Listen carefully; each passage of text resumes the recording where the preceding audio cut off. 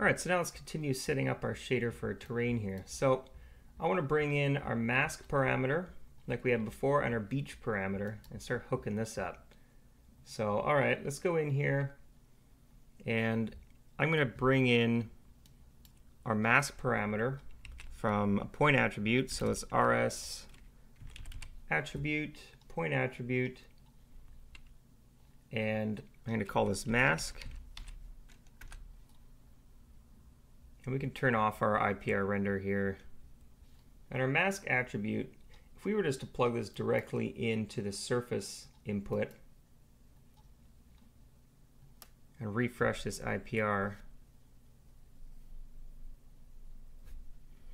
it's taking a while to reload all this. There we can see, here's our mask.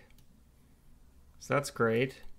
So what I want to do is, I want to use a material blender to kind of blend in our mask attributes with our color attributes and our beach attributes. So I'm going to throw down an RS material blender, and I'm going to bring in our regular CD color and put that in the base material in base color, and then I'm going to put the material blender into the surface there, input. And in our material, I'm going to call this terrain.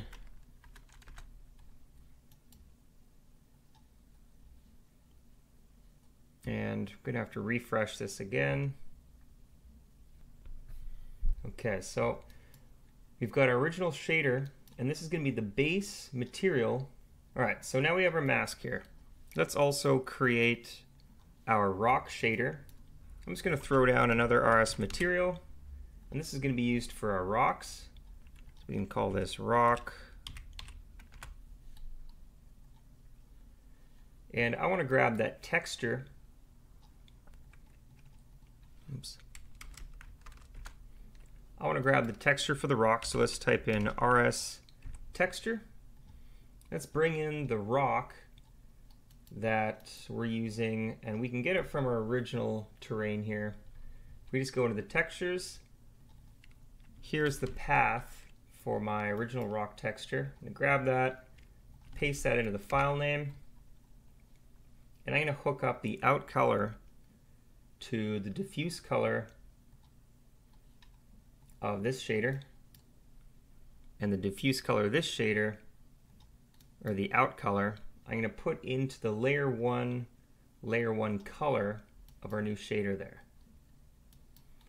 So now we've got that layer, but we don't know how much to blend it from the material blender. So I'm going to open up this tab, and in the blend color, that's where I'm going to put our mask parameter.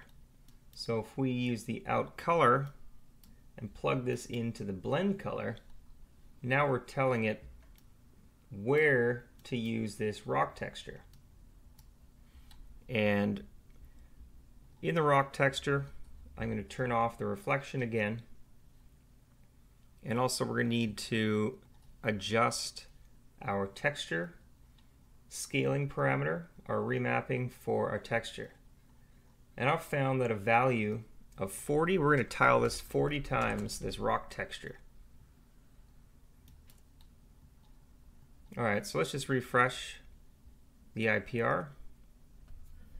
Okay, so we have the IPR refreshed, and now we can see we've got a rock texture that is blended in the material blender with our other color attributes on our shader here, all based on our mask.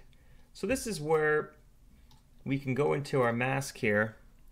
Now we can start color correcting. If we type in color correct, we can color correct our mask, which is values from black to white, and we can start crushing these values of the mask to kind of bring up or down the mask of where the mask is. So if we kind of, let's just save this screenshot. Let's use the plus take snapshot here. So now in our mask, if we kind of bring up the value of our gamma, everything that's white is becoming whiter, which is now being multiplied even more And now we're seeing our rock texture. So we've got some control while we're in here now. And we can increase the contrast, which is going to sharpen the areas outside of the mask. We can kind of crush it, bring it up even more. So you can see how we can get some flexibility on this here.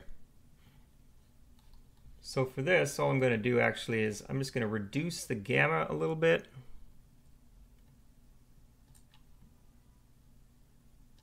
Well, maybe I'm just going to leave it at 1 for now. But you get the idea. And we're tiling here by 40 and 40 units. So let's just keep going here. So we've also got our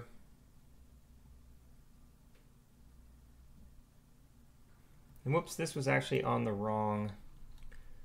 I meant to put this on the actual mask parameter, not on the texture. So we can color correct the texture, obviously, but I wanted to just show what we can do with the actual mask. So by increasing the gamma, you know, we're increasing the areas of the mask where we can see. There we go. And so if we decrease the mask, you can see how we're only getting a little bit of that mask. And by increasing the contrast, we're kind of cutting off the values from the mask a little bit, from where it starts with the green. So essentially, I'm going to turn this down to 0.5. So instead of the rock starting kind of way down here, it's nice that we have that information, but I'm just gonna bring it up so we can kind of control the height of the mask through here, which is really great. Okay, and while we're here, I'm going to throw down another color correct on that texture. And I'm just going to bring the color of the texture down to be a bit more kind of like volcanic rock, which is just a bit darker. Okay, so now let's add in another mask. Let's add in point attribute, and we're going to grab that beach, the beach attribute, and in the beach I'm just going to throw down RS material and create a kind of cream looking,